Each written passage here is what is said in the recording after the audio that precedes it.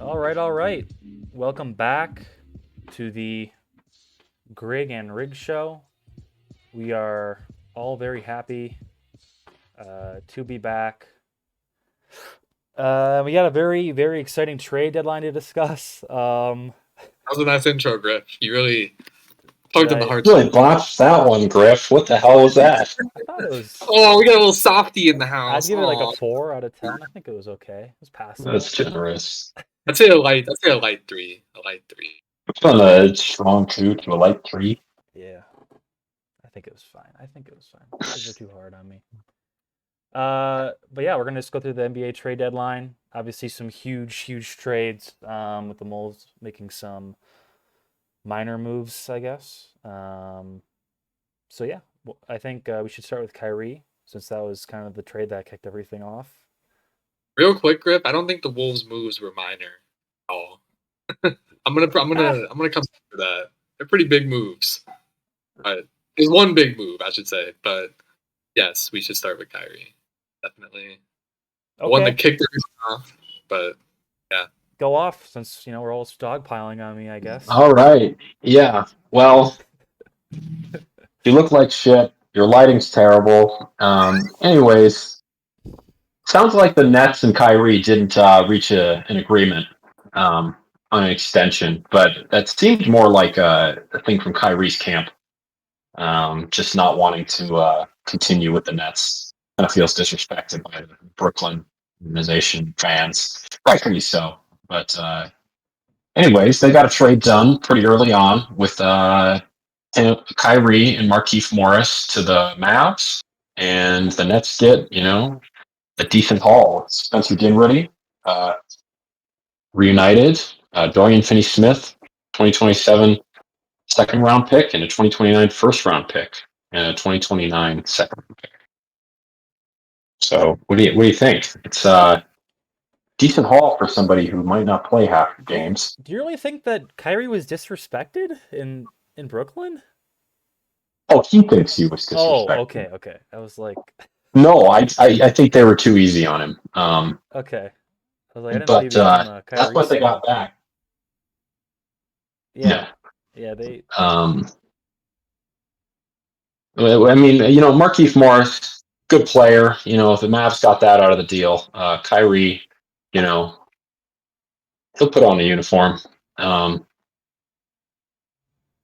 think the pairing with Luka's interesting though, because Kyrie needs the ball in his hands, and Luka is one of the highest usage players in the league, and is used to having the balls in his hand. So I don't know how that's quite going to work out. Yeah. I mean, Kyrie's obviously his most prominent roles have usually been as a second star, whether that's with KD or with LeBron, and he's done pretty well with it. Like he can kind of catch and shoot numbers are usually pretty good. He can move off the ball a little bit. I do think even though there's only one ball, I think it's not a bad thing to take the ball out of Luka's hands sometimes, considering his usage rate, and it's just harder to defend when you have multiple ball handlers. This seems like, I know Finch always talks about that's kind of where the league is going, is having as many ball handlers as you can have. So yeah, I think the offensive fit, should be pretty good. The question is, what are you giving back on the other side of it? You get rid of Dorian Finney-Smith, who's probably one of the better 3-and-D wings in the league, and was their primary wing stopper. And now you thrust that role onto Reggie Bullock and Josh Green, who may or may not kind of fit that. So I guess there's an argument to be made that maybe their ceiling is slightly higher.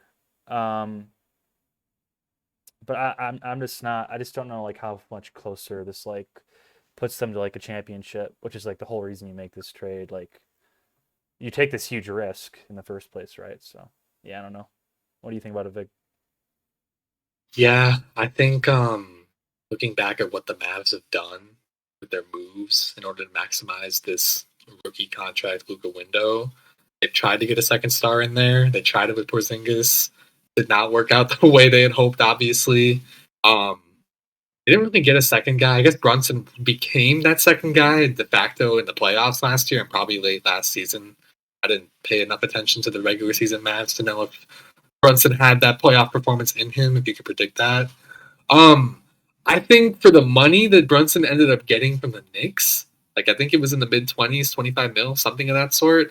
I feel like if Dallas had an avenue of opportunity, they could have tried to extend him. They had him just sitting there, and I think he wanted to leave for the Knicks. I think that's where he wanted to go in the end. So they fumbled that opportunity as well. And Big now, loss for the Mavs, yeah. yeah, and now I just think that I'm firmly in the boat, guys, that if this doesn't work out, if they didn't make a move like this, that in the next 2 years or so, I could easily see Luka like wanting his way out of Dallas. I genuinely think that. I don't think it's an over exaggeration to assume that. Yeah. I think taking a chance on a guy, even as volatile as Kyrie Irving is, and has shown that he's been since basically his mid to late Cleveland days, I do think that the potential level of dynamism that you have on this team with those two guys running your backcourt, just two guys who can just take the clutch shots when they need them. They can just carry an offense on their own, basically. I think it's for them. They're taking it on as it's worth the risk. I mean, they're not probably going to try to extend him, you would think, based on the haul they gave up. I mean, they gave up, as you said, Griff, two very valuable guys. He did what he's not a star by any means, but he's a solid scorer, good, decent lead guard option, whether it's as a starter or off the bench. DFS, I've always been high on him. He's a great 3-and-D guy. I'm not sure how good he's been shooting the ball this year, but I know he's a good defender, good perimeter defender. Yeah, it's fascinating to me. The fits. I was very bearish on the fit to begin with the offensive aspect, like what Joel was mentioning, how two heavy usage ball handlers, how they can coexist. But then kind of thinking about maybe it's a bit of a stretch to say that Luka's closest comparison could be LeBron in this modern NBA in terms of like the level of like usage they have, how they get people involved. I don't think Luka's on LeBron's level of getting guys involved, but I think this frees up some of Luka's load, like Griff said. It gives Kyrie the opportunity to kind of just wait in the wings to an extent and just be open for catch and shoot looks. I think their ceiling increased, but their floor, I think, is decreased, especially on defense. I don't know what they're with that. I mean, I watched a little bit of the Mavs Jazz game a couple of days ago. Josh Green looks like a guy like who could actually be pretty solid for them come playoff time as like a rotation guy, whether or not he starts. I think he's been in the league for 3 years now, Griff, I think, and he's been not really good, but he's kind of shown out the last few weeks, I would say. Jaden Hardy's not a bad backup guard either than what he's shown. He had like 29 in that Utah game also. They have some guys who they could maybe unearth and help make up to an extent for what they gave up to get Kyrie. Mm-hmm. But this is a very just win now move. And I'm sure 4 days ago, when the trade was made, they thought they had a more open avenue of opportunity to win in the West until something more major happened last night. But yeah, man, it's going to be fascinating. I mean, I think Dallas is going to be must-watch basketball. I didn't watch the Clippers game last night, but Kyrie did okay, I think. The team looked pretty good. Yeah, they won. They have a high ceiling, low floor, I think, with this. I think it very well might not improve him. It might backfire immensely. Kyrie might just leave. There are rumors about him maybe wanting to go to Phoenix after all of this. Like, Windhorse said something about that today. Yeah, that was pretty Windhorse has been on it lately. Since the summer, he's been on it. We do know. But, yeah. So that'll be an interesting thing. But like you said, Vig, as of like a few days ago, the Mavs thought, they had, a better chance in the West. But I mean, as we all know, the big trade, at least, Dwayne Dedmon to the Spurs, that's really going to put a damper on things for the Mavs. I mean, clear contender in the West. And Miami got 100. They're going to be tough to beat too. Back. They got a lot of cash, and I mean, the Spurs are basically unbeatable now. Best player in the league, best coach in the league. So yeah, they were a backup center. Poor Mavs.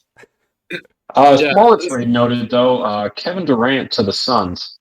Kind of a domino effect from the Kyrie to the Mavericks.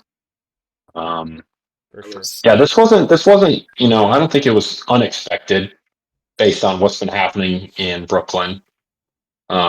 The timing was a little slow. unexpected. The timing of it was. I don't think there was rumblings, Joel. I think of it maybe happening. I still thought it maybe would get done in the summertime, if anything. I don't know what Katie would have done. Just probably moped and weeped for the next 2 months with the whatever's left of that team. Yeah, but think of it this way: Brooklyn knows that they're not going to win. I mean, as good as KD is, he's old, and they've lost their good players that they traded for with Kyrie and James Harden over the past couple years. So I mean, it's in their best interest to trade him, I think, and they got a pretty good haul of players that they can use to kind of rebuild.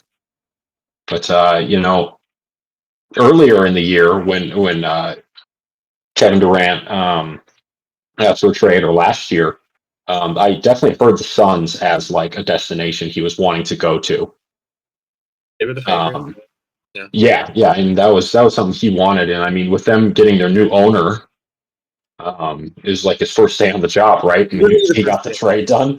I mean, that's pretty exceptional work. Yeah, I heard that before Ishbia ended up becoming like on his own the owner yesterday, there was rumors that James Jones, their GM, was considering trading for John Collins, who's been on the trade block for who knows how many years now, 3-4 years. Yep. But Ishbia kind of just from above ended up kind of not issuing a decree of sorts, but basically just implored James Jones to just go for it. Who cares? Just trade. As good as Mikal Bridges is and has been even since Booker's been out, he's been taking a lot more of the offensive load this year. Really already an unstoppable defender, perimeter defender. Finished second in DPOY, I think, last year. He's a great player. Joe, I agree. I think the package is pretty decent for the Nets, but at the same time, I just wonder. I don't know. I think now with the context in mind that Katie was probably going to want out anyway, now with the whole Kyrie thing breaking down, that maybe they could have gotten a better package. I just wonder maybe if they had traded earlier in the summer, they maybe could have gotten something a little better than that. I'm surprised they kept Ayton, quite frankly. Didn't want him. Yeah. Nets didn't want him. They, That's the only reason you'd keep him. I don't know, because like the Gobert trade in the summer, like, was widely criticized as like way too much given up. I think people saying comparing this deal to that. Oh, dude, that's so annoying though. They gave up so much more. But what I was trying to say is that they gave too much up for Gobert. The trade packages for Durant were like smaller, right? I mean, they wanted Ant and KD and picks, so I don't know about that. Yeah, there was rumors they wanted like 6 picks or something for KD. Yeah, but they, what they were offered was not, clearly what they wanted. But I mean, Cameron Johnson, Mikal Bridges, obviously they traded away Jake Crowder. Pretty good young core, man. I mean, I'll take it. I mean, I'd do that move based on, where the organization is right now. Dude, the Nets, 4 unprotected firsts. I don't know how long this thing is going to last in Phoenix. We can talk about Phoenix for a sec here. I think they've surpassed Denver for me as the favorite in that conference. I know maybe it might be a little hyperbolic to say that, maybe, but I don't know. I mean, you got 4 guys who can. I don't know about Aiden, but Chris Paul can go on some runs in the playoffs potentially if he stays healthy. Biggest thing, but he can just be a game manager. He can just be a quarterback. Their starting 5 looks really good. I mean, Chris Paul, he can be super efficient. Like last year, what did he get? How many field goals without missing one in a row? He set the record, right? It was like 13 or something. Yeah. It was he can be super efficient. Yeah. Clearly dish it out to, amazing scorers in Kevin Durant and Devin Booker. Ayton, he's really good, Sam. I don't know about really good, but he's solid. He's fine. He's like he's not exceptional. 7 top 5 center. I mean, he's still good. I'm not gonna call him a center, Griff. I'm sorry. I'm not gonna go there with him. There's not that many good centers. I mean, he's not a center you have to take off the floor in the playoffs. I would take Nick Claxton over him today. I would. I don't know. I mean, obviously Claxton's better defensively, but I think Aiton can. I think Aiton can get like 20 nights or 20 points in like a playoff game. You know what I I think mean? Claxton could too. I think Claxton could Mhm. too. That's the thing. Anyway, we don't have to get into this too much. Yeah, I'm just whatever. saying though. I think the bigger deal with the Suns is that with Chris Paul being able to just basically relinquish some of his usage rate in the sense of just creating offense, he can just dish it out. Yeah. His whole career has been defined by assists and what he creates for others. Dude, I think with the Suns, they have a very volatile window right now with the picks that they gave up all unprotected. I don't think this is going to last for them for the next, what it is, 23, 25, 27, and 29 first round picks unprotected. I highly doubt the Suns will be in that title window by 2027. So at least two of those picks could be money picks. Mm-hmm. And this seems like a new owner syndrome type of thing where the owner's making a splash, the biggest splash possible. I mean, Simmons was saying one of the biggest trades ever in terms of like a guy this good moving, like at this point, even though he's not in his prime, Mm-hmm. just a guy of this significance moving to Mm-hmm. another contender who can really put them over the top. Like it's a major deal in the whole league wide aspect of things, how the trajectory of Yeah. we kind of pivoted towards the West. But I think, like we were saying, like the people thought that the window had closed for the Suns yeah, because, like, clearly they didn't win in the finals, and then they didn't make the finals again. And Chris Paul's only getting older. But now, taking that load off Chris Paul, and you got two of the best scorers in the league. Um, that window opened right back up. At least, I think the next couple of years they could really yeah, put something together, if not the next few. So yeah, they look pretty good. Kind of jumped to the top of the league or the top of the West to make the finals. Um, Big acquisition for the Suns. yeah, yeah. I'm very intrigued to see what Brooklyn looks like now because they're honestly not. Their team isn't terrible in terms of like who they have. Like they're kind of like a No, better version of Utah after these deals. Like Utah got a bunch of guys back, like decent role players. They had a pretty deep team full of role guys. Brooklyn kind of is in that same boat right now where they don't have like a star anymore. And would you argue Bridges is their best player? Maybe Claxton. I don't really know. They got some guys. I mean, they could easily be a play-in level team. I think for the next couple of years at least. I'm just happy that they didn't flip Bridges to Memphis. I know Memphis was like hot on him today based on some of the rumors that came out. I'm very, very, mm-hmm. very happy that didn't happen, and they didn't get OG either. So that's pretty nice. We can talk about the Raptors too. I think they're kind of trade deadline saga has been pretty interesting. But yeah, Brooklyn man, also Brooklyn also picked up 4 second-round picks for Crowder. I yeah. Or excuse me, 5. Yeah, that's right. They only got two of those, I think. I think 3 went to the Pacers. At least on this SportTrack.com, it says Indiana acquires Jordan Nwora, Serge Ibaka, George Hill. Milwaukee acquires Jay Crowder, and Brooklyn acquires 5 second-round picks. So I'm not sure that they did.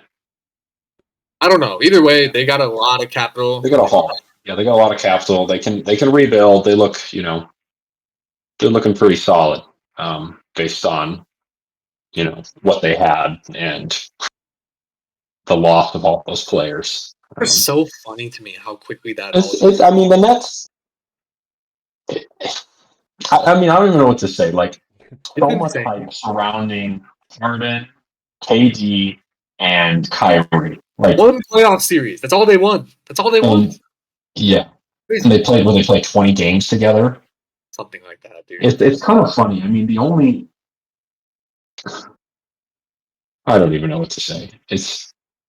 They had like the chance of beating Milwaukee with KD's 1 inch, man. 1 inch going over the line, but there was still time left on the clock. So, like, there's still like a decent chance that Milwaukee walks away from that with a win, even if Kevin Durant does have a 3 there. I don't know. It's a lot of ifs and buts, but not much to show for the face value of the big players that they. It's kind of comical. Not to dwell too much on that shot that didn't end up mattering for the Nets, but they had a second left after that shot. I don't know if the Bucks get a shot off in a second. I'm just, Do they only have a second after that? only a second. I looked it up. Yeah, it's only a second. So I mean, Yeah, we're not gonna dwell on this. We're not gonna dwell on it. I mean, they've done it before. Let's put it that way. Bucks, I know Giannis Bucks had that fan last coming in second here. Yeah, fuck this guy. Who brought the guy on our pod, Griff? Come on, man. Well, I'm serious though. Like, I mean, they've done a shot like that before, like Giannis has. So yeah, maybe. last second shot. If they not maybe. He has done that shot. If they had a timeout, they could have advanced the ball and thrown it in. They probably would have had an okay shot, but regardless. I think speaking of the Bucks, I think their Crowder deal is good for them. I mean, he hasn't played all year, so who knows how the hell he's going to end up actually showing out for them. At least in the regular season, he'll probably be rusty for the rest of the season. Maybe in the playoffs, he'll come on. I mean, the thing is, average Crowder for them, and they'll be benefiting from that situation. Yeah, he's what they need. Losing PJ Tucker was a pretty big deal for them. And now, Crowder kind of plays a similar role, at least with the 3-and-D. Yeah, I mean that's a great trade for them. And Crowder's had some time to rest. I guess he's getting up there in his career as well. So it could prove to be, make the and win the championship for them. Possibly, we'll have to see really how he plays. Yeah, it's really fascinating. Just the amount of second round picks that were distributed over the last couple of days. I think someone said there's 38 second round picks that were traded within the last 36 to 48 hours. It's insane. I mean, I think a lot of those picks are going to be there can be possibly used as just now that we see what second round picks are worth in terms of trading for guys. They can be used as assets for teams who have those picks in stow. I mean, I think personally as a Wolves fan, I am kind of surprised that we maybe didn't catch a couple of those picks we got back from Utah, which we'll talk about that deal in a sec here, but possibly put 2 of those seconds into Bones Island. I mean, if that's all it took for the Clippers to get Bones, that's a deal I would consider doing maybe. Who are you cutting off the roster though to make room? I would cut Knight. Knight? Yeah. I mean, we'll talk about Pat Bev probably later, but I mean, that's a guy who there's a lot of juice this afternoon that we might take him. Mm-hmm. I kind of wish we would, but I'd maybe cut Knight for it. But anyway, not to go away from what we're talking about the broader NBA first. But yeah, I mean, as you said, Joel, these Kyrie kind of kickstarted everything. Even going back to 2 years ago, I mean, there was reports that Kyrie was already just having discontent with Brooklyn and their operation after his first season there. This isn't it's been a saga there. It's been a saga. I mean, Joe Tsai, I don't know if he seems very, I don't know. He just seems like he has his fingerprints all over things, and maybe he doesn't need to. I think Sean Marks is very overrated as GM. I don't know if I think I don't know. There could be a 30 for 30 on this Nets saga over the last 3 years. There definitely will be one, 100%. And this is the Titanic of basketball teams. Just sinking underneath the waves. It's kind of unbelievable. Like you said, they win 1 playoff series. They win 6 playoff games or something. Yeah.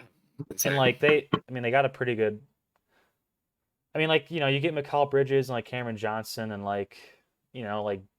DFS, and it's an okay haul. But you don't have anyone who could at a Durant level. You know what I mean? That's a top 5, top 3 guy in the entire league. You can't. There's no really replacing that. Yeah, man. I mean, now they got Ben Simmons. They got their max guy, Ben Simmons. That is the funniest thing. Ben Simmons. Oh, I forgot about him. All right, we're gonna build around Ben now. Now Ben's got the keys. It's yeah, but he lost the real price. Nia Jam was gone with his $800,000 ring. So, dude, Ben Simmons is just down bad and not playing well. So he's got a Derek Jeter level list of X's, though. I will say he's been doing good for himself. Ben's cooking. What can you say? It's gonna be funny. I'm very intrigued to see whether or not. I mean, I thought there was maybe a chance that Simmons got traded, but I realized no one wants that deal, that contract. It's just very funny how that turned out. I thought maybe Charlotte of all teams could maybe take a flyer on Ben Simmons, exile him to North Carolina, see how he does. But why not? Back to his long list. I mean, girls just love that. dumb-faced, dorky guy with money, too dumb to realize, what's going on. But Here's my hit piece. What? All right, we're gonna pivot away from Ben Simmons for now. I think. fuck him, whatever. But yeah, guys, I one of the mean, X's spurned. he's very Oh, boy. scorned yeah, guys, I mean, the Nets kicked everything off in terms of everything going on with them. I think the Lakers, they were definitely winners today, I would say, based on everything they did. They might have been, biggest, aside from the Suns, they might have been the biggest winners of this trade deadline, trade season, because they improved drastically. I think they're sitting how far in the West? Like 11th or 12th right now. Yeah. They're like 3 games out of the 10th, though, or something. 2 games. They're drifting a little bit. They're drifting. They have a tough schedule coming up. They have a really tough schedule coming up. Mm-hmm. So, like, how obviously, like, this makes the Lakers better. I think we can all obviously agree on that. Well, first they traded for Rui Hachimura, right? Yeah. What is Washington doing? I don't know, but that's a valuable trade for the Lakers to make. Is it? Rui's not that good. He's an expiring. Honestly, they could I don't know if he's an expiring, but they could pack. He could be an asset for a future. Who do they get? Who do they give up for him? None and like 3 4 picks. second rounders or something. None and 3 that's good. Yeah. Personally, like, I feel like second rounders, like, how many like second rounders like equals a first rounder to you guys? Because I feel like I'd rather have like 3 second round picks than like a late first round pick. I'd say 3 to 4. Leaning closer to 4, I think. Second round picks don't hit, dude. Usually, unless you're Tim Conley. Tim Conley has a storied history of picking good second round guys. I don't think there's that much of a difference between like the 25th pick and like the 35th pick. Probably not. Like if we're talking about like a lottery pick, obviously that's like your odds go way, way up. But like, I am a little surprised that like teams are trading like 5 second round picks. I mean, to me that's like 1.5 like first round picks for like a contending team. And maybe not that way, but I don't know. It's just a little surprising. Yeah, but anyway, back to the Lakers. I mean, they made some big moves. I mean, obviously the biggest one they made yesterday was the 3-team deal involving Utah and our Timberwolves.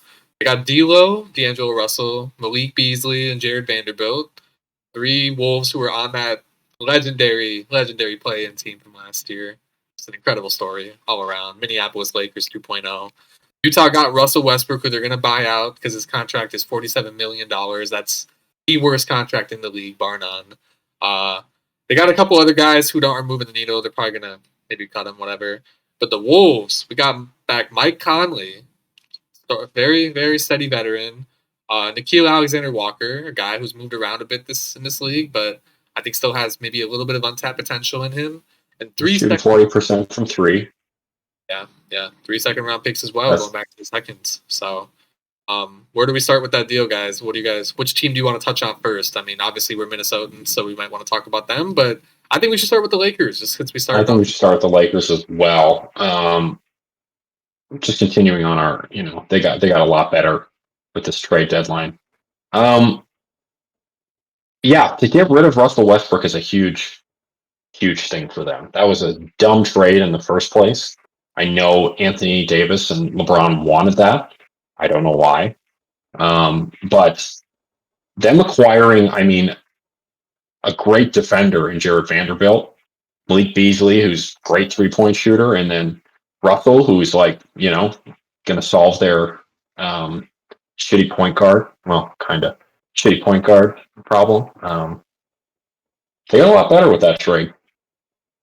I will say, I think D'Lo fits that team better than Russ.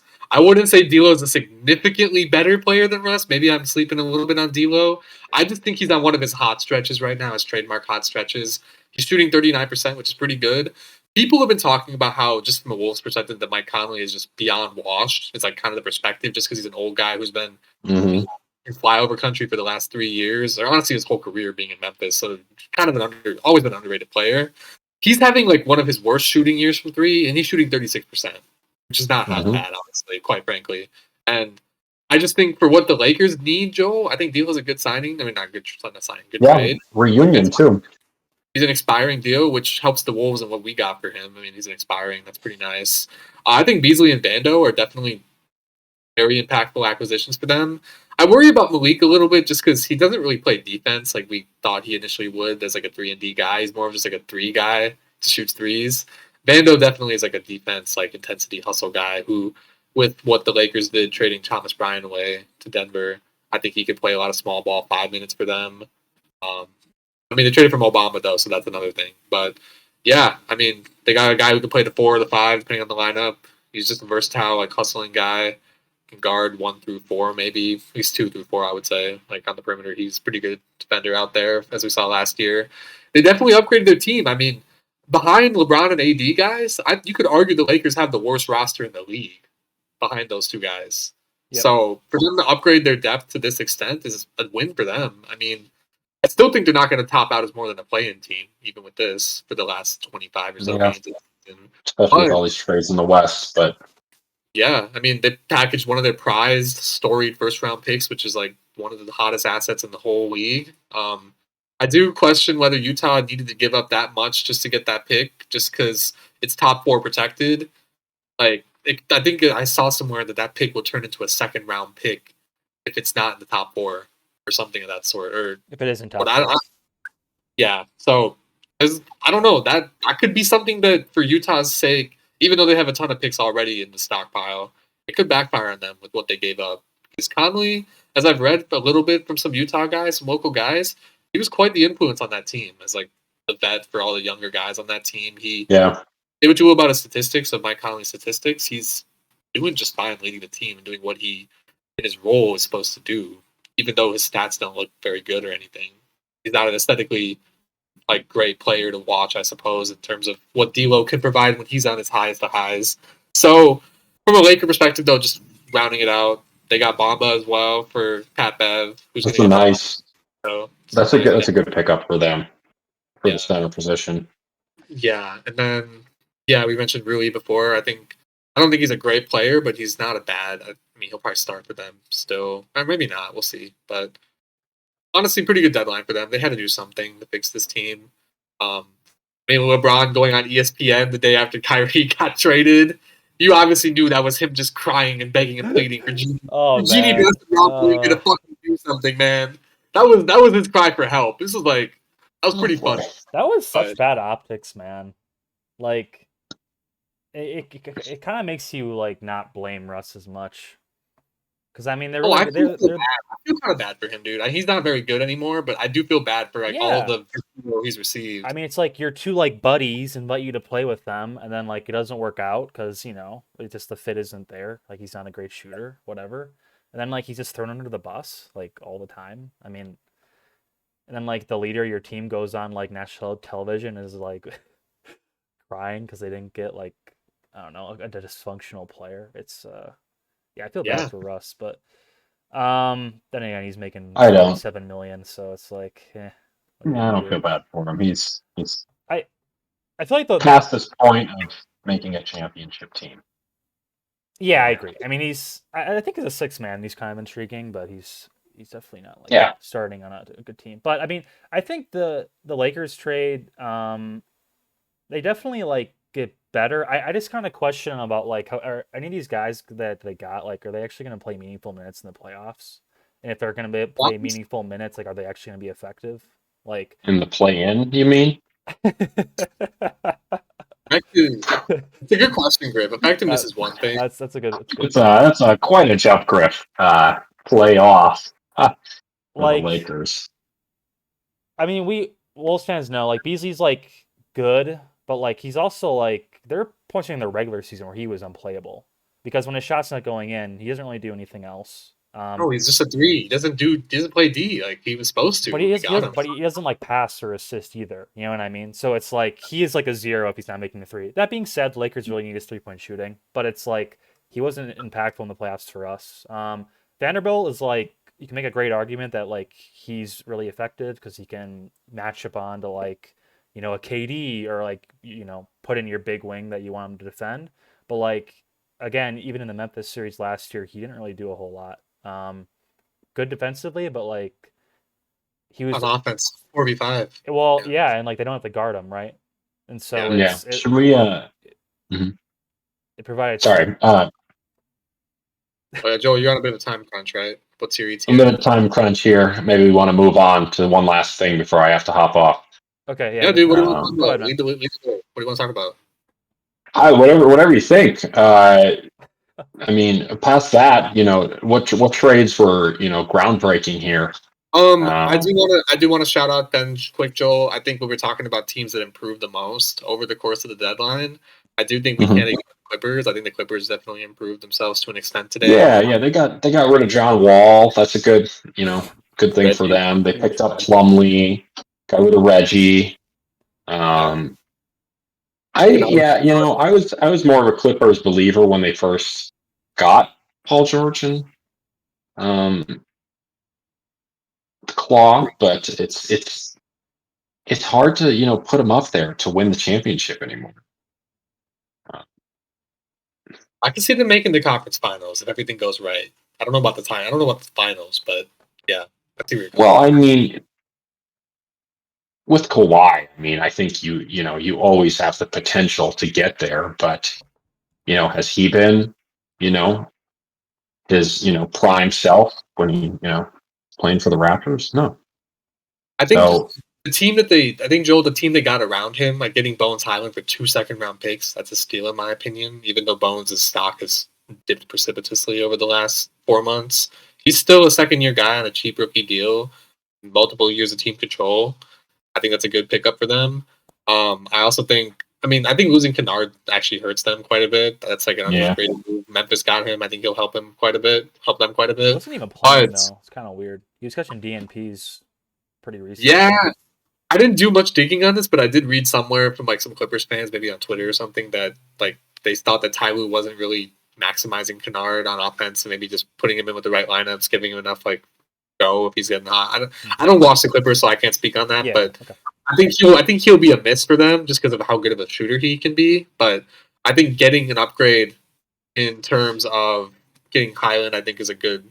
I think he upgrades on Wall for sure. Arguably Reggie Jackson. I don't know what Reggie Jackson's up to nowadays, but he might be cooked. Who knows? Plumlee's a really underrated get, I think. Eric Gordon, too. We can't forget about Eric Gordon. I don't think he's terrible. He played on a terrible team probably 4 years longer than he should have. He's got some value, I think, for them as well. Yeah. So, I think he's playing on a terrible team, but I think he's still, I still see him as like one of those, really good pieces for the Nuggets when they find some chip. Yeah. I think the top 4 of the West, I don't want to say this is set in stone. I don't think by any means it is, but I can comfortably predict, I think now that the top 4 would probably be Suns, Nuggets, Grizz, and Clippers in some order. I don't know if Sacramento can stay up there for the whole year. They got a tougher schedule coming up. Those 4 teams have kind of put themselves ahead of the others, I think, which is no small feat, I think, in terms of just talking about the bigger picture, what's to come. Because even just 3 weeks ago, when we last potted about the NBA, the 3 of us plus Evan, I don't know if we talked about this, but we talked about how, or at least I had the thought that the West is pretty wide open this year, the way it seemed. There's a lot of mid teams, like 4 through 13 is separated by 3-4 games still. We're this late into the year. But now with teams making these win now moves, bringing KD, Kyrie into the conference, Clippers improved. I wouldn't say the Grizzlies really improved a ton, but they're still a solid team. They'll be top 4, I think, for sure. But they're fine. They're fine, right? They're fine. They own the West. The whole what did Josh say? They're fine. Let's go, dude. Let's go. That's what I needed right there. You brought me life, Joel. Come on now. Y'all brought it They upon they barely survived the Wolves last year, but they're fine. What can you say? Yeah, they're chilling. They're fine. Speaking of which, though, I think the Warriors, they're not going to make top 5 or 6, I don't think, with Steph being out this long. But, getting Gary Payton back could help them. Getting rid of Wiseman, getting that salary room for next year, I think that's a big thing. Pretty insane to see how he just fell off the face of the planet in terms of perception. That's crazy. He's still got a future that he can, cultivate. But I think that it's interesting that they got rid of him when he was part of their future. So maybe that's a little telling about what they saw in him, and obviously they know how to pick their players. But we'll see. I mean, they already he have does. Durant too. They already have a young center. They possibly might draft a young center next year at number 1 if they get the pick. I mean, Detroit's going to be interesting. We'll see. I don't really want to talk about Detroit for more than 15 seconds, but I mean, I think that's an interesting deal that Wiseman left. They got Peyton back. I saw a rumor, guys, that the Warriors were maybe in on OG Anunoby like initially, and I think the Raptors wanted Kuminga, maybe Moody and picks back. The Warriors, I think, declined that, or the Raptors pulled out. I don't know what happened, but yeah, I mean, Golden State's kind of interesting that I didn't think they honestly make many moves this deadline. They ended up doing something. They got they gave 5 seconds to Portland that they got for Sadiq B, I think, or it was a 4-team deal. There's a lot. Yeah, well, they got Gary Payton. I mean, Gary Payton's a great pickup. Yeah, I mean, It's kind of weird from Portland, isn't it? Like you signed this guy, like literally, like what 5 months he ago? rehabbed. He didn't play. He didn't play. He rehabbed from his injury in the playoffs. And then you just immediately get rid of him. It's like what? And then like the Warriors, they gave him got 5 picks back. instead of re-signing him, now you pay 5 second-round picks to get him back. Like that was like just the weirdest trade of the day. Just like on both sides, it was just kind of like, wait, what are you guys doing? Like he's obviously a good fit for the Warriors. Just kind of bizarre.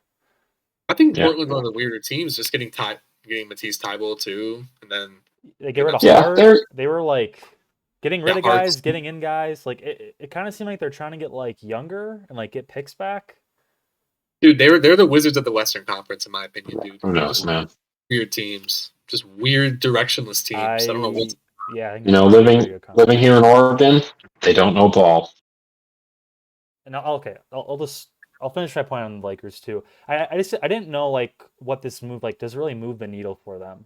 You know, like it improves them short term for sure. It improves them in the regular season. They definitely get like 4 or 5 more wins. But do you see this team getting out of like the second round? I just don't think there's. No. Yeah. No, unless Braun goes superhuman and AD actually plays like AD again, not whatever the hell that was on Tuesday night, which we should talk about, I think, for a second here. I wish we could have talked about this with Joel. Braun breaking the record. That was a pretty cool moment.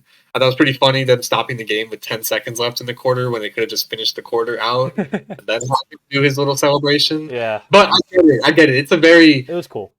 It's one of the most storied records in the league, if not the most. So it's a big deal. It's a huge deal. Do you see the meme going around of like the pick where LeBron's shooting the fadeaway and Thomas Bryant's like calling for the ball and they're like, he's out of there immediately. One day later, a day later, they gave him 6 hours. They're like, wait a minute. That's incredible. That's genuinely incredible. Yeah, I mean, credit to Bron, man. I mean, that's the thing. I mean, you get him in a playoff situation if he's like healthy enough. I'm not going to say he's carried worse teams to farther places in the playoffs than this team. I think this team is the worst team he's ever played with that might make the playoffs. But I think they mitigated some of that lack of depth with some of these moves they made. And I don't know how they're going to mesh with Bron. I told you off the record, I'm very intrigued in both like an evil way and also an intrigued way of how D'Lo's going to fit with this team. Yep. Like, he's a guy who... D'Lo likes to march to the beat of his own drum. We've seen that for 3 years now. Bron's really not about that. When you're on a Bron team, Bron is the team. Like, you need to cater to him. And oftentimes, I mean, if you have a decent enough like squad of guys around Bron and it works out, let him cook, it's great. It's worked several times. I mean, Bron's 38 now, though. I don't know how much he has in him to carry a team of this ineptitude to far places, but D'Lo, I think, can be a guy. I mean, he's automatically now their best shooter. Him and Beasley are their best shooters now on the team. That automatically improved. That was arguably Griff their biggest weakness, right? Shooting. 100%. Yeah. Well, and D'Lo can create his own shot too. You know, like he's another like ball handler, like clutch D'Lo, icy D'Lo. Maybe more myth than like reality, but like he's a guy at the end of the game that you can give the ball to and make something happen. I'm just thinking now that we're on D'Lo, just what a ride it's been with this guy. I know. Like, it's weird looking back on it. It's very maddening seeing these videos that pop up on my feed today of like when he flew in like to Minnesota after we traded for him. Yeah, that video, it's a celebration. It's like a movie to me. Like such a memeable guy. Like I can see why him and Tad of all people are buddies. Like they're both just corny ass individuals. But I'm not gonna take personal digs at my guy D'Lo. I mean, he did some good things for us. These last 2 months have been great with him.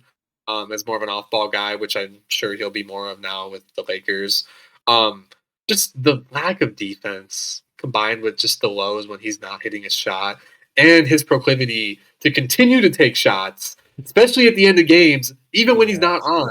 And we have, once Cat gets back, two alpha level guys who are going to want the ball and the rock in their hands, which is why I think getting Conley directly contributes beneficially to our soon-to-be situation once Cat gets back, where we have a mentor for Ants, not to mention a guy who's not going to just, I don't know, go for heat checks every like 3 minutes, pull up transition threes when there's nobody underneath the paint to get the offensive board if D'Lo misses.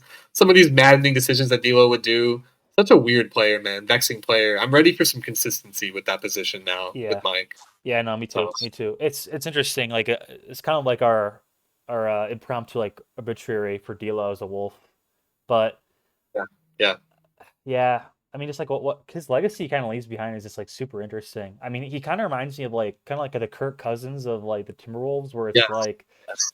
Absolutely. so polarizing as a player and like a very unique player too, where when he's on, it's like amazing because like you this guy who looks like super unathletic, like just like hitting these like contested shots over and over again, like kind of like your classic like like Hooper, right? Who just like puts the ball in the basket. He's pretty cool. But I feel like my biggest frustration with D'Lo is that like the discrepancy between like he presents like this like heady, smart player. He plays slow, Yeah. plays the beat of his own drum, like you were saying. But then it's like the dumb shit he would do all the time. Like takes bad Backbreak. shots, doesn't realize like if he's having an off game to defer, would have awful turnovers, like boned Yeah. like backbreaking turnovers. So yeah, it was just like a constant like roller coaster. Just like, but like I think at the end of the day with D'Lo, like he's just a guy who's just not consistent. He's not consistently good. And not a guy like long term who I just never thought the Wolves were gonna win with. So, but like that being said, like it's kind of sad to see him go. Like I'll always have fond memories of D'Lo. I think I was sadder yesterday upon the news of him getting traded than I am today. Yeah, I'm like definitely like very excited. Not excited because Conley's not an exciting player, but intrigued and exciting to just see what the do look just like chemistry wise on the floor and even off the floor, as we see with what John Kay said today about what happened with D'Lo and Gobert, their relationship. Just see some consistency on that end. I mean, I think the thing is Ant's emergence as a guy who can play the point in the sense of like leading the offense and thriving as he's done in the last couple months definitely played a huge part. Not to mention with all the behind the scenes kind of just impasses with reaching a contract extension with D'Lo, that just led to us probably thinking that he's an expendable asset that we can hope to recoup something from before he goes on an expiring, and we probably don't meet his contract demands. He ends up walking. We get nothing back for him. I think with just that, I mean, it's also very kind of ironic because Ant's emergence as an on-ball like creator directly contributed to D'Lo's success the last 2 months with us. Him playing more yeah, of an off-ball yeah. combo guard role, just a lot of catch and shoot opportunities, which he's thrived in. At the Which same time, though, yeah, go ahead. I was gonna say which also like makes it a good fit for the Lakers. Like I think should be good on the Lakers. I mean, he's not gonna be better defensively, but like offensive fit, like I think it makes a lot of sense. Um, And I think just factoring in at the same time with the benefits that D'Lo received from Ant's emergence, I think the detriments would have been when it gets into a late game situation later in the season or even in the play-in playoffs, wherever we are, where you have a guy like D'Lo who has that high usage rate, expects the ball in his hands quite a bit, and is maybe competing with Ant, and then when Cat gets back, Cat as well for those opportunities. I don't think you can have that many guys taking turns on like this type of team who already, even with D'Lo, as you said, with his headiness that he portrays, is a pretty dumb team. Like we are not a very smart team. We've known this. We were dumb last yeah, year in the playoffs. yep. We've been pretty dumb this year again. Getting a veteran presence, and I think the friend aspect of Rudy or friend of Rudy aspect is an interesting one psychoanalytically because I think you could like very from an outward perspective view Rudy as kind of being on an island with this new team. Yeah, absolutely. He has a lot of guys in his corner, if He's any. he's definitely the odd man out. And it's just he's a guy that you have to get used to, Like it's one thing to be like the new guy too, but like you're the new guy representing a whole different like schematic change in the way you play. Like Yeah. the Jazz game, the Wolves just won by like 30 points, like one of the better wins of the season. You see they're so comfortable playing five out, like super fast, scrambling defense, Yeah. like on offense, like having Nas in there was like a more athletic five. Like it's just it's a very big change for the whole team, and I could see there being like some resentment, and D'Lo just had outward resentment toward Rudy, as we kind of discovered. Yeah. Yeah. That's I yeah, that can was I pretty. can probably post like a screenshot of like the John Kay stuff that kind of came out after this pick, but I mean I think that's the biggest reason D'Lo's gone, right? Ultimately, we needed D'Lo to maximize Rudy. Like that, the Rudy D'Lo pick and roll needed to be really good, and it wasn't like, and he wasn't able to do it. Um, Yeah. and we brought Conley in. He's a better fit with the roster. You help maximize Rudy, who you've already sunk too much capital in to like give up on now. Um,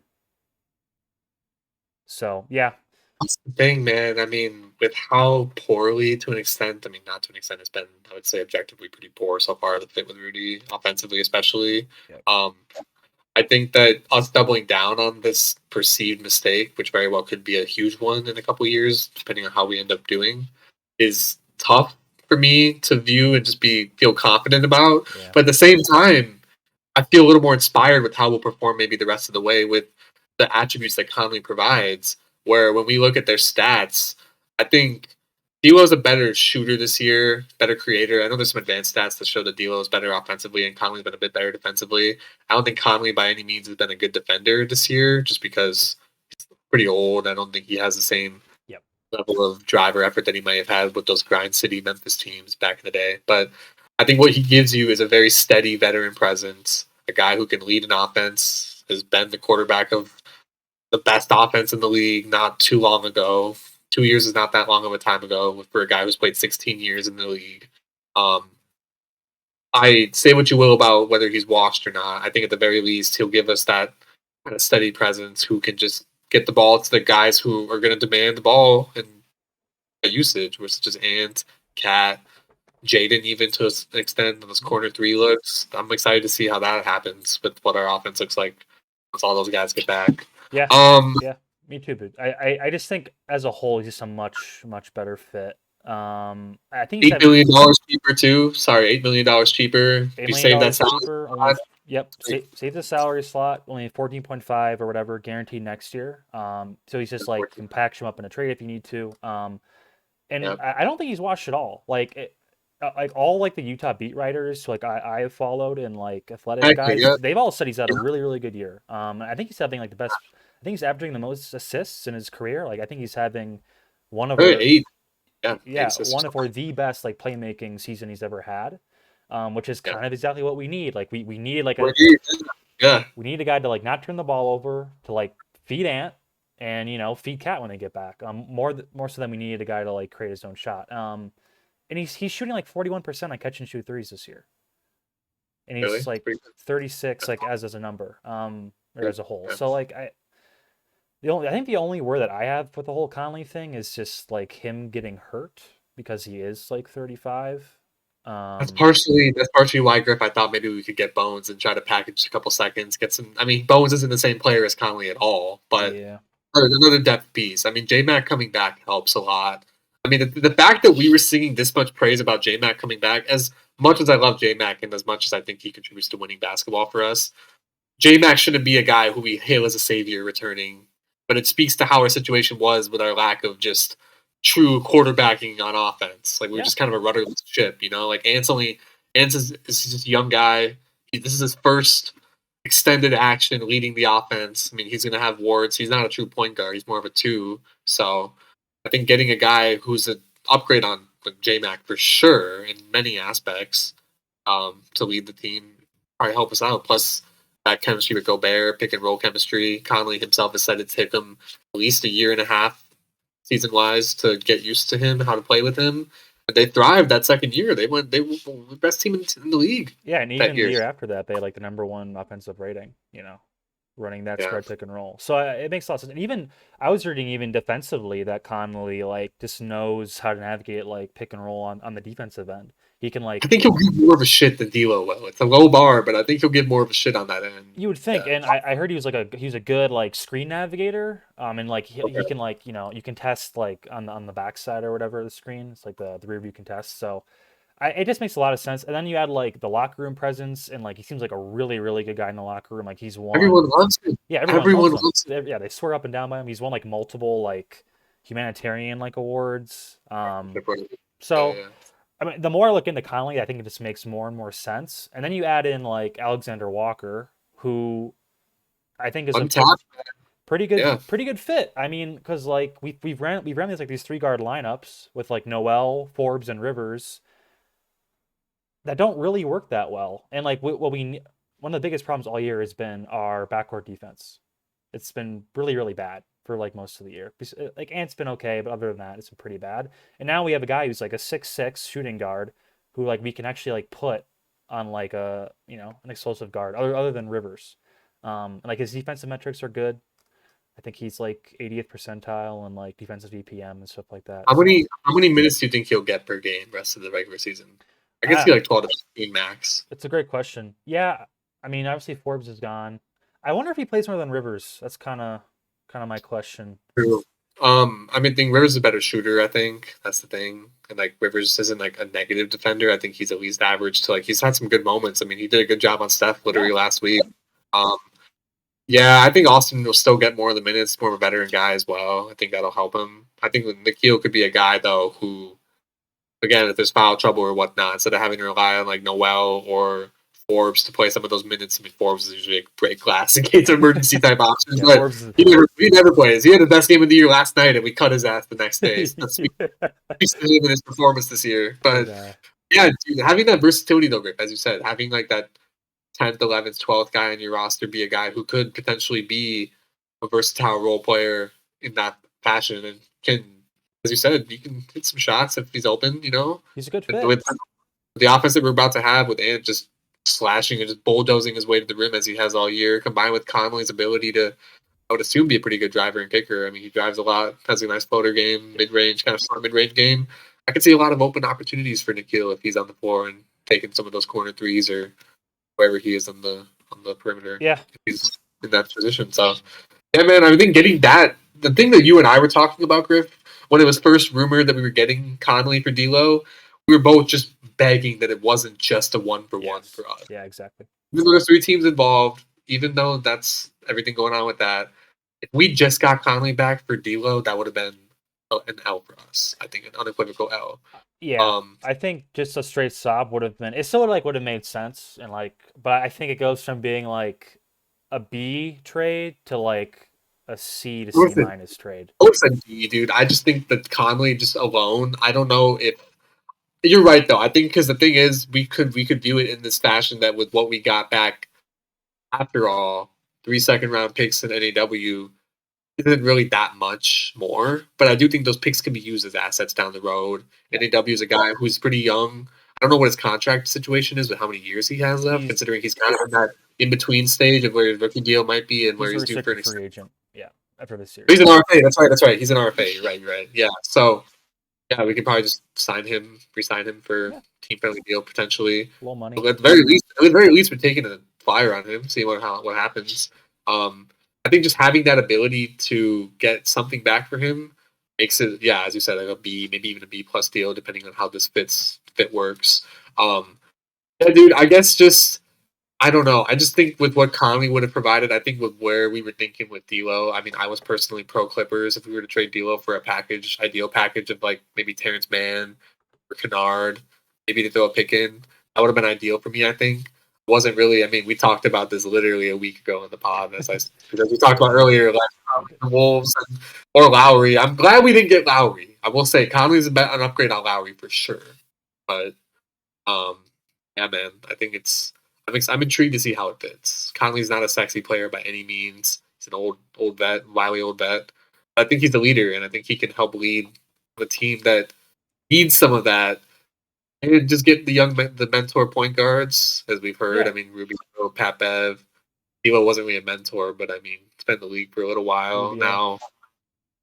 Yep, Rubio. I mean, I mean, like you just said, man, he's a professional player, professional point guard. He can man the ship, he can run the offense, and that's really what we need because we turn the ball over way too much, and they need some guy to when Ant's like kind of not on his playmaking like peak, it's important, I think, to have a guy And just yeah, slow it's it down. fair to not expect. It's fair to not expect him to reach that level of playmaking like every night, just because No, yeah. it's still new to him. It's still new to him. Having a guy who can play make a little more consistently, I'm really hoping Conley doesn't generate back-breaking turnovers like D'Lo did, because those would frustrate me more than anything. It's not even the miss. It's not even if he's cold or not. It's not even if he's not playing as much defense. It's his level of like where we perceive him to be as like being a smart IQ guy.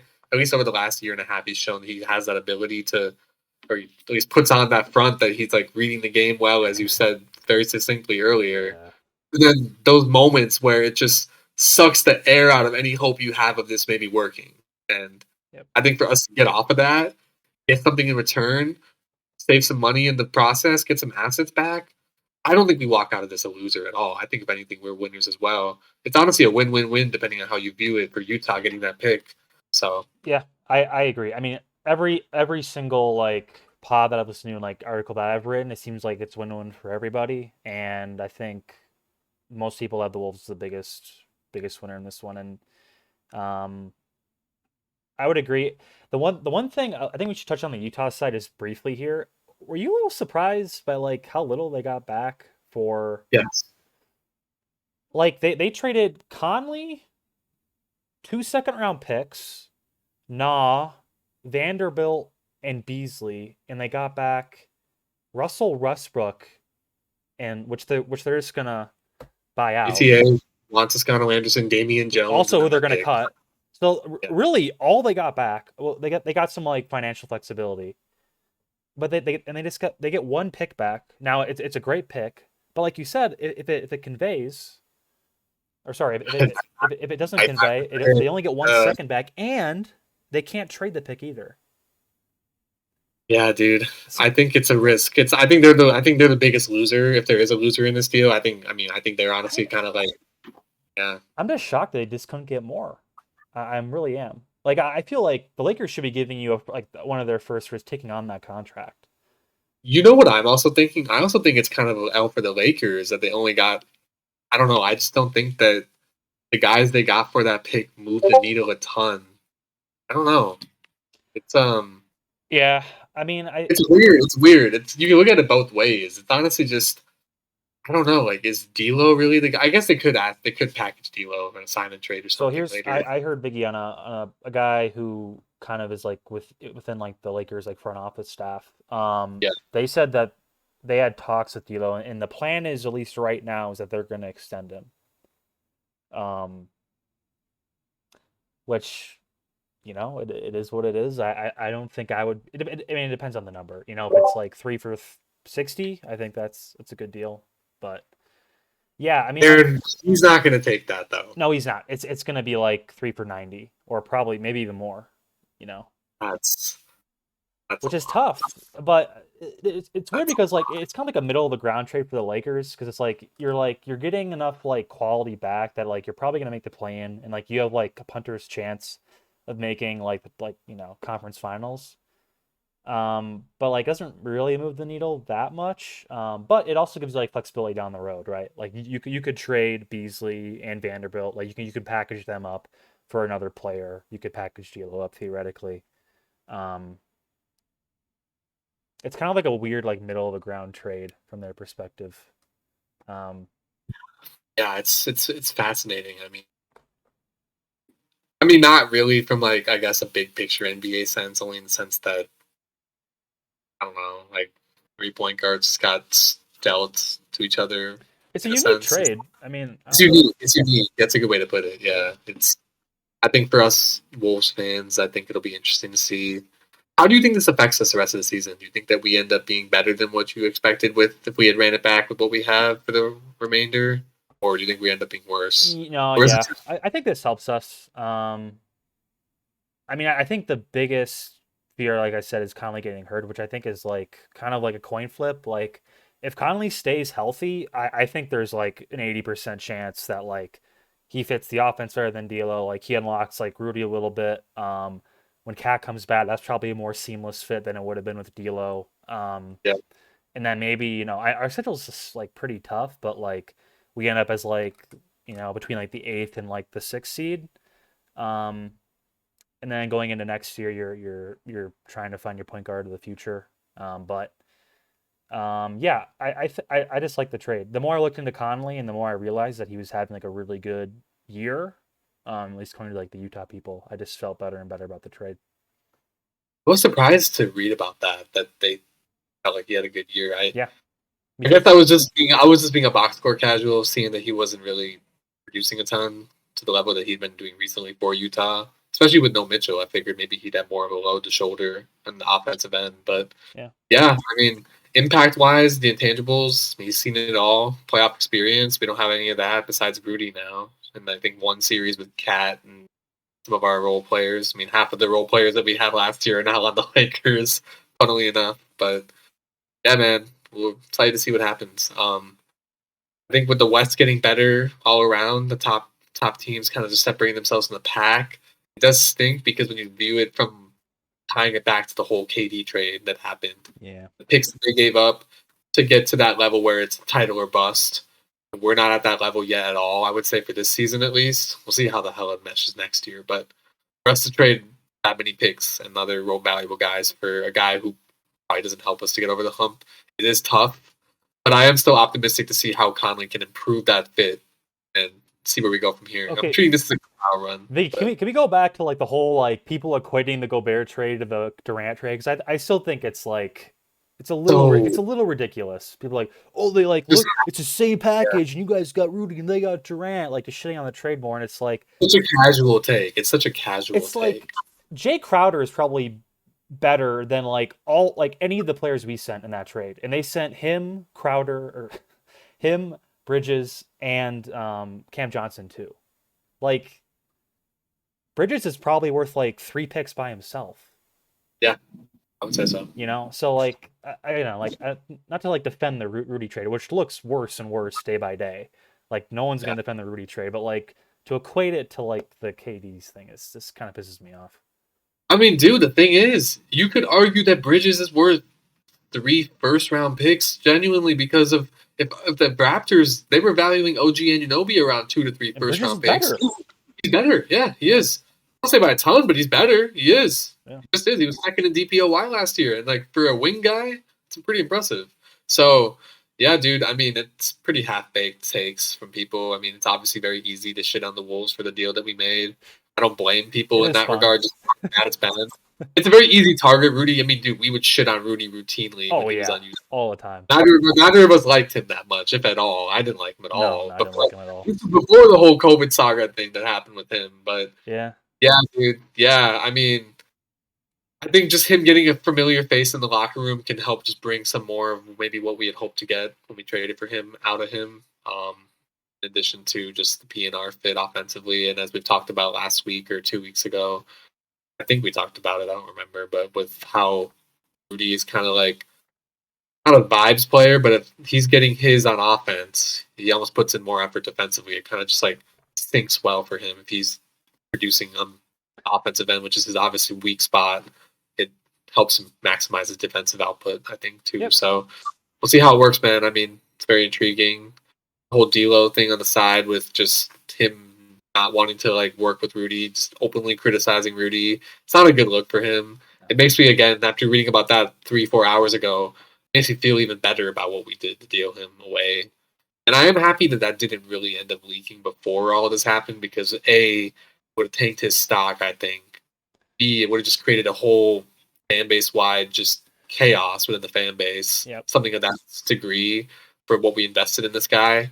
I mean, even team harmony, that would affect team harmony if it came out and everything of that sort. And now that he's not even there anymore and this timing of this to come out, from a respected guy, John Kay is on his shit about the Wolves. We probably the most trusted source for Timberwolves news. Yep. So I don't think anything that he said was wrong or false. I don't think it's a hit piece either. I think it's definitely a layer of truth to it. It is what it is.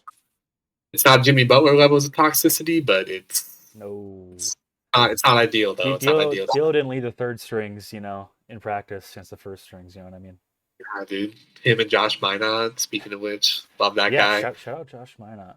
Leading Minot, Garza, AJ Lawson, and another guy against the Iowa Wolves, man, taking the court. Yeah, dude. They're looking good. Oh, Okay, yeah, but it's tying a bow on, I think, the trade in general. Like, again, like, I think overall you're trading a player who looks on paper better than the other one in terms for Russell for Conley.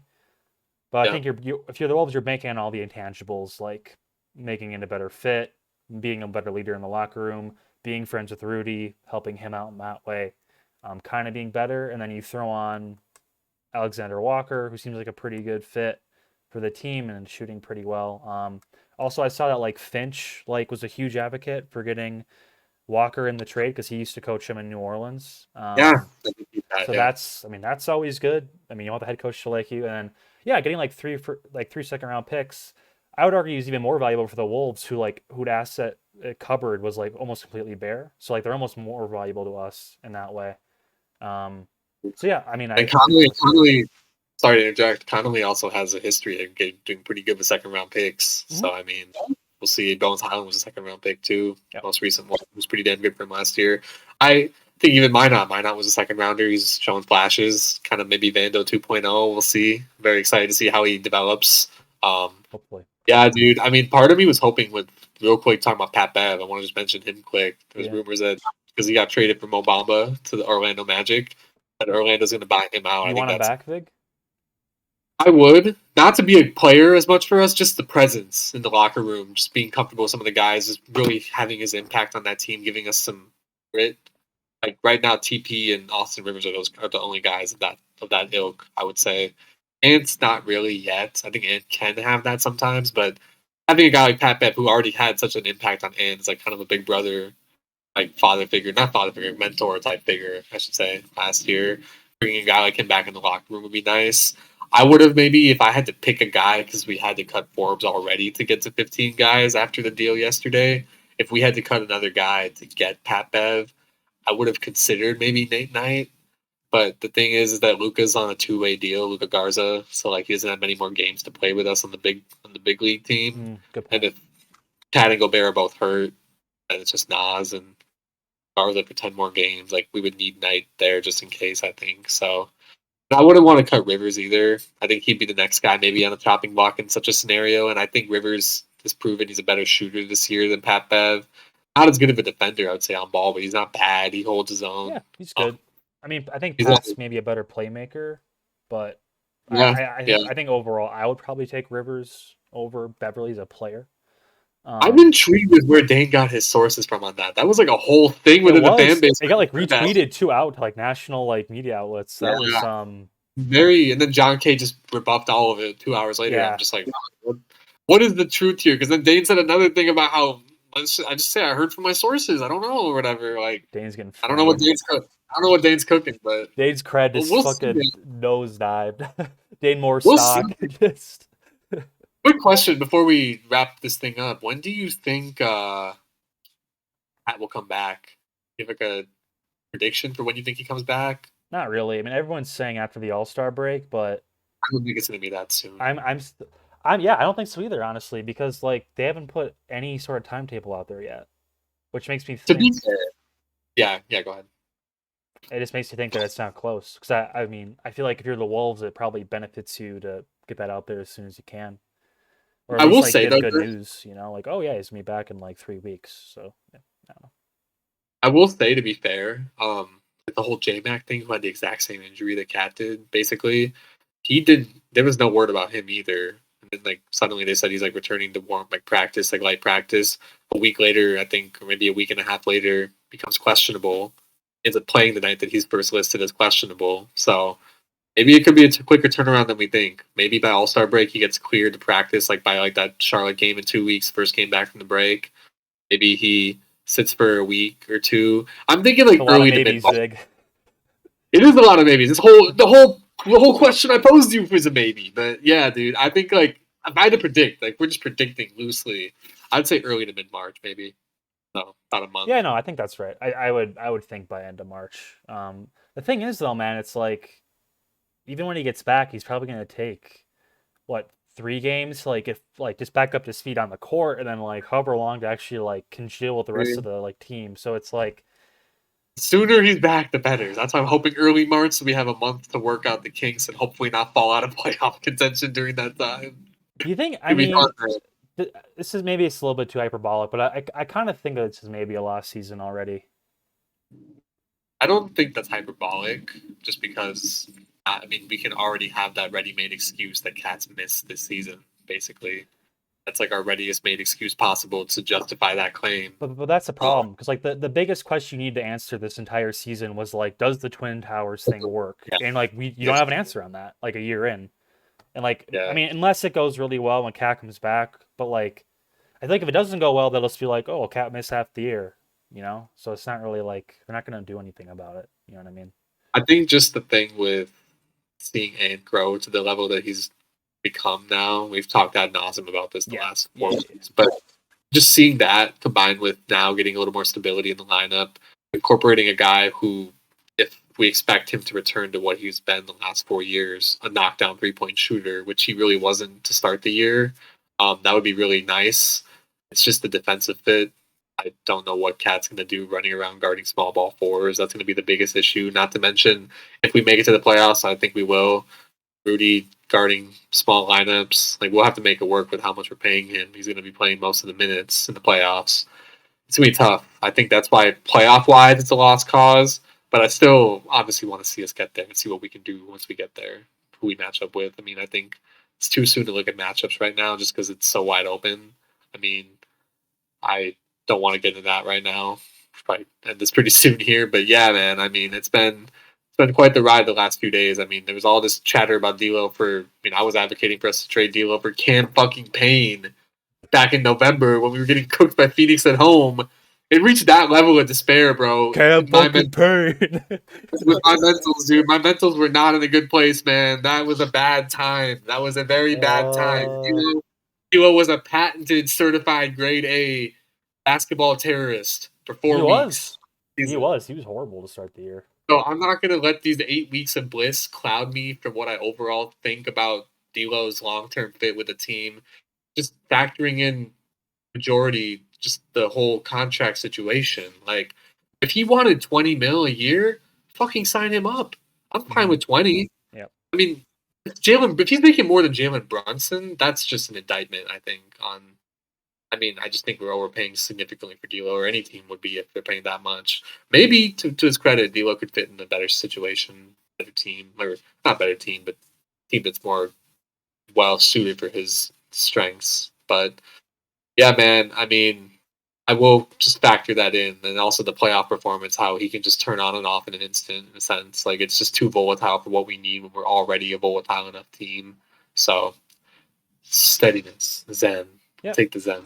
I'll take the zen. Do you want to like zoom out a little bit here and like try to predict the Western Conference kind of final standings, or at least where the Wolves will end up? Because like I'm just looking at it right now, and I mean we kind of touched on it earlier, but like I think the Nuggets for sure, just in terms of teams who are like going to finish ahead of the Wolves, Nuggets, Grizzlies, Suns. Are you going 1 through 6, 1 through 10? What are you doing, or just ranking in general? I mean, the Nuggets and Grizzlies are obviously going to be ahead of the Wolves. I think the Kings, I think they'll finish ahead of the Wolves.